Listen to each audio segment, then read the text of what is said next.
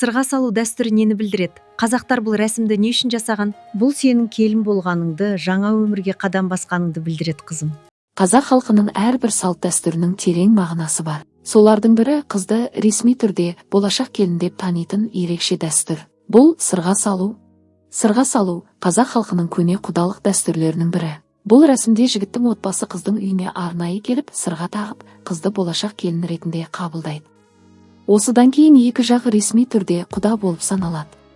Тарихи дерек, бұл дәстүр ғасырлар бойы сақталып келе жатыр. Бұрынғы заманда сырға тек әшекей емес, келісімнің белгісі болған.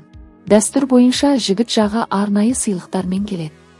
Үлкендер бата беріп қызға сырға тағылады. Бұл екі жастың болашақ өмірінің бастамасы. Сырға келісімнің, құрметтің және жаңа өмірдің белгісі. Қазақ халқы бұл дәстүр арқылы екі отбасының бір-біріне деген сенімін көрсеткен. Бүгінде сырға салу дәстүрі жаңа форматта өтсе де, оның мәні өзгерген жоқ.